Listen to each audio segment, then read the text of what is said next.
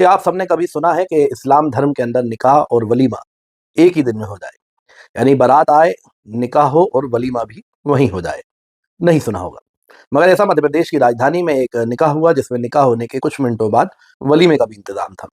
اس کی سوچنا ہمیں بھوپال شہر قاضی سید مشتاق علی ندوی دوارا ملی کہ بھوپال شہر میں ایک ایسا نکاح ہونے جا رہا ہے جو کہ ایک مثال بنے گا جو بیٹیوں پہ ظلم ہو رہا ہے دہیج کے نام پہ۔ اس طریقے سے لوگ اپنی بیٹی کی بارات کرتے ہیں، لاکھوں روپے کا کھانا کرتے ہیں اور لاکھوں روپے کا دہیج دیتے ہیں۔ اسی طرح کارڈ چھپتے ہیں، کارڈ میں دونوں پریواروں کی طرف سے کارڈ چھپتے ہیں، اس کا لاکھوں روپے کا خرچہ ہوتا ہے۔ اگر اسی طریقے سے لوگ اپنا نکاح اور ولیمہ دونوں ایک ساتھ کریں گے تو ایک لڑکی والوں کے اوپر سے جو ایک بڑا بوجھ ہوتا ہے وہ ختم ہوگا۔ اسلام دھرم بھی اس بات کی شکشا دیتا ہے۔ یہ جو نکاح آپ اسکرین پہ دیکھ رہے ہیں، اس نکاح کے بعد وہیں پہ ولیمہ ہوا، وہیں پہ لڑکی کی رخصتی ہو گئی۔ اس بات کو سننے کے بعد ہم بھی حیرت زدہ ہوئے، کیا اس طریقے کا ہو سکتا ہے کہ نکاح اور ولیمہ دونوں ایک ساتھ ہو جائے اور لڑکی کی رخصتی ہو جائے؟ تو اس کو لے کے ہم نے جاننا چاہا بھوپال شہر قاضی سید مشتاق علی ندوی صاحب سے، جو کہ ہمارے ساتھ ابھی موجود ہیں اسٹوڈیو میں، اور ہم قاضی سید مشتاق علی ندوی صاحب سے پوچھنا چاہیں گے کہ کیا ایسا ہو سکتا ہے جس طریقے کا کل آپ نے کروایا کہ نکاح ہوا اور پھر ولیمہ بھی وہیں ہو گیا؟ اس بات پہ تھوڑی سی روشنی ڈالیے کہ کس طریقے سے نکاح اور ولیمہ دونوں ایک ساتھ ہو سکتا ہے۔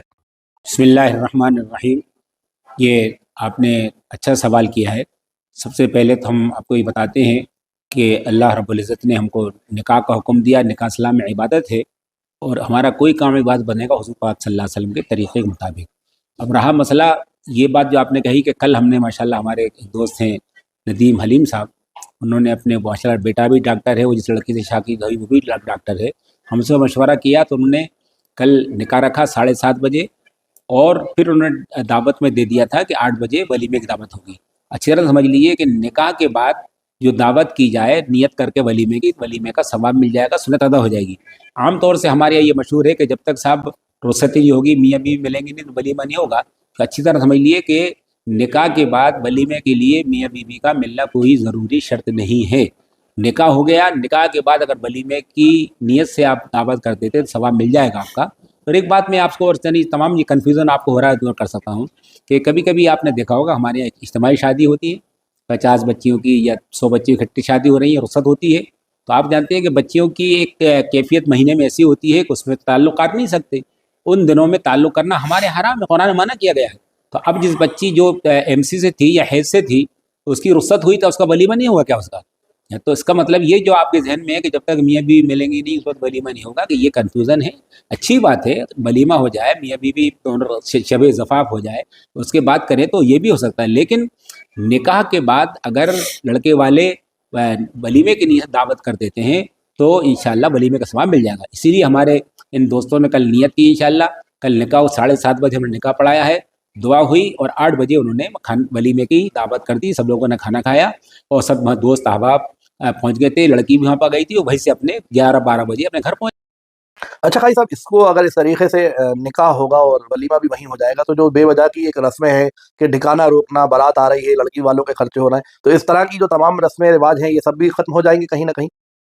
بہت اچھا، یہی ہم دیکھیں، ہم یہی چاہ رہے ہیں، ہم تو یہ چاہ رہے ہیں کہ اللہ کرے کہ تمام ہندوستان مسلمان، عام طور سے بھوپال کے مسلمان شادی کو عبادت بنا لیں، اور عبادت حضور صلی اللہ علیہ وسلم کے طریقے کے مطابق کی۔ حضور صلی اللہ علیہ وسلم جتنی شادیاں کی ہیں، آپ نے اپنی بیٹیوں کی شادی، اس کے اندر نہ بارات کا تصور ہے، نہ جہیز کا تصور ہے، نہ سلامی کا تصور ہے، یہ تو ہم لوگوں نے دوسرے لوگوں سے قبول کر لی ہے۔ تو ہم یہی کوشش کر رہے ہیں کہ تمام لڑکے اس بات کی نیت کریں کہ ہم نکاح کریں گے اور نکاح کے بعد ولیمہ کریں گے، بارات اور جہیز اس کا کوئی تصور نہیں ہے۔ اللہ کرے کہ ہم تمام ہمارے بھوپال کے نوجوان بچے اور بچیاں اس بات کی نیت کریں، جیسے کل ہمارے یہ حلیم صاحب کے بیٹے ڈاکٹر حمزہ نے اس بات کی نیت کی، اس نے کہا کہ میں نکاح کروں گا، ولیمہ کروں گا، اور کوئی جہیز نہیں، کوئی بارات نہیں، کوئی سلامی نہیں۔ تو ماشاءاللہ جیسا آپ نے کہا، تو اللہ تعالی ہمارے تمام مسلمانوں کو پورے اسلام پر عمل کرنے توفیق عطا فرمائے، خاص طور سے شادی بیاہ کے اندر ہم سے جو غلطی کوتاہی ہو رہی ہے اس کو معاف فرمائے۔ اور پھر ہم ایک بات تمامی ہم نوجوان بچے اور بچیوں سے اور بچی والوں سے صرف یہ کہنا ہے کہ بچی کو آپ جہیز کی نام کی کیل مت دیجیے، لیکن بچی کو میراث کے اندر حق دیجیے آپ۔ یہ ہمارے جہیز کے نام پہ چند چیزیں بیچاری کو دے دیتے ہیں، چند ٹھیکرے دے کر، اور اس کے میراث سے محفوظ کر دیتے ہیں۔ تو 2 باتیں ہم تمام بچوں سے کہہ رہے ہیں، کل کے یہ جو کل کا نکاح تھا اس کے ذریعے یہ پیغام دینے کی کوشش کی کہ نکاح کے موقع پر پوری ذمہ داری لڑکا قبول کرے، نکاح ہوگا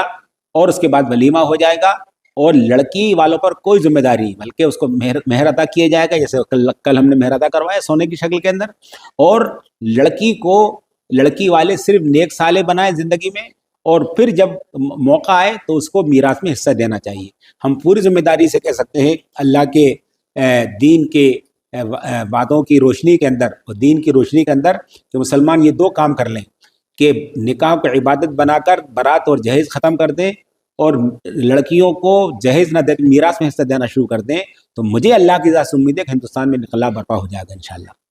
جزاک اللہ، بہت بہت شکریہ۔ یہ تھے ہمارے ساتھ بھوپال کے شہر قاضی سید مشتاق علی ندوی صاحب، جنہوں نے آپ سب کو شاید پہلی بار یہ بات معلوم چلی ہو، جس طریقے سے ہم نے لڑکے کے پریوار والوں سے چرچا کری، انہوں نے کہا کہ اگر لوگ صحیح طریقے سے قرآن اور اس کا ترجمہ اور تفسیر پڑھیں گے تو اس طرح کے جو بے وجہ کے خرچے ہیں وہ بے وجہ کے خرچے بھی ختم ہوں گے، اور یہ لڑکی والوں کے اوپر ایک جو بوجھ بن جاتا ہے کہ لڑکے والوں کو کھانا کھلانا ہے، ان کا ویلکم کرنا ہے، تو اس طریقے کی چیزیں بھی ختم ہو جائیں گی۔ لڑکے والے ہی پورا انتظام رکھیں گے، لڑکی والے مہمان کی طرح آئیں گے اور لڑکی کی رخصتی دے کے وہاں سے چلے جائیں گے۔ ایک بڑی پہل تھی، اور یہ پہلی بار ایسا مدھیہ پردیش کی راجدھانی میں نے ایک مسلم ہونے کے ناطے پہلی بار سنا اور پہلی بار دیکھا۔ تو امید کرتا ہوں جو لوگوں کے ذہن میں کچھ سوالات آ رہے ہوں گے وہ کمنٹ باکس میں اپنے سوال دے سکتے ہیں۔